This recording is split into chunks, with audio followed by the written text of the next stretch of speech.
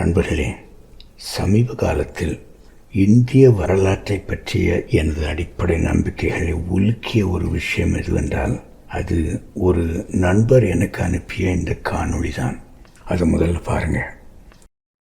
The highest caste in India have the most Russian DNA. Indian government never taught you about this, but it's published in Cell, one of the world's top science journals, which mapped the human genome.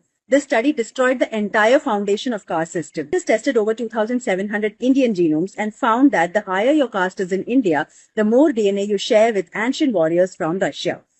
இப்போ அவங்க சொல்றதை ஏற்றுக்கொள்வது எவ்வளவுதான் கடினமாக இருந்தாலும் அந்த விஷயங்களை ஆராய்ந்து பார்த்தபோது அது அர்த்தமுள்ளதாக எனக்கு தோன்றியது.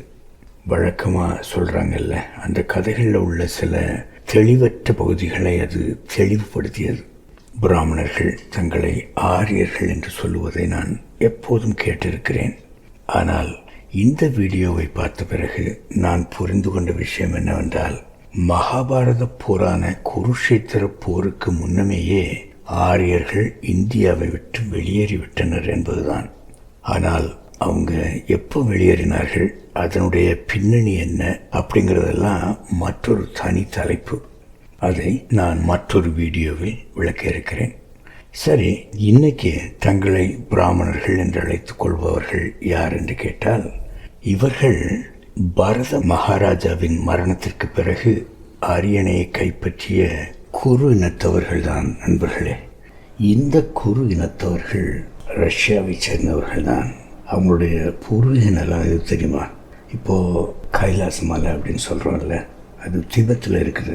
அதுக்கும் வடக்க நீல பர்வதம் என்று ஒரு மலைத்தொடர் இருந்திருக்குது. அதுக்கும் கைலாச மலைக்கும் இடைப்பட்ட நிலப்பகுதியிலிருந்து இந்தியாவிற்கு வந்தவர்கள் தான் இந்த குரு குலத்தவர்கள். இதனால இன்னைக்கு உயர் சாதி அப்படின்னு சொல்லக்கூடிய மக்களிடம் ரஷ்ய டிஎன்ஏ இருந்தது ஒரு ஆச்சரியப்படுவதற்கான விஷயம் அல்ல. ஆனால் இதில் பிரச்சனை என்னவென்றால், பெரும்பாலான இந்தியர்கள் பண்டைய பாரதம் என்பது பரதர்களையும் புருக்களையும் கொண்ட ஒரு கூட்டணி அரசாங்கம் என்பதை மறந்து விடுகிறார்கள். இது வேதங்களில் மிக தெளிவாக கூறப்பட்டுள்ளது. இருப்பினும் அதிகாரப்பூர்வமான கதையாடல் எப்போதுமே ஆரியர்களுக்கும் திராவிடர்களுக்கும் இடையிலான மோதல்கள் என்பதாகவே இருந்து வருகிறது. ஆனால் அது முற்றிலும் உண்மை அல்ல. ஆக தங்களை பிராமணர்கள் என்று சொல்லிக் கொள்பவர்களுக்கு அவர்கள் உண்மையில் யார் என்று தெரியும் என்று நினைக்கிறீர்களா? நிச்சயமாக இல்லை நண்பர்களே. இது பல்லாயிரம் ஆண்டுகள் பழமையான ஒரு சதித்திட்டம்.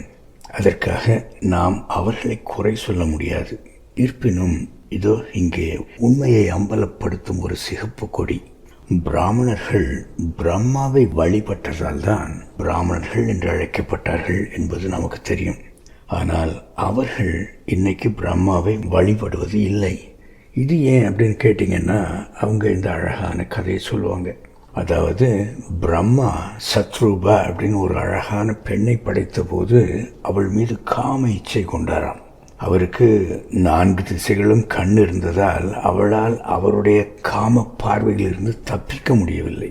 இப்போது அங்கே வந்த சிவன் அதில் தலையிட்டு, அவ்வளவுதான் பிரம்மா, இனிமேல் உன்னை யாரும் வழிபடப் போவதில்லை அப்படின்னு சாபம் போட்டாராம். அதனால பிராமின்ஸ் பிரம்மாவை கும்பிடுவதை நிறுத்திவிட்டார்களாம்.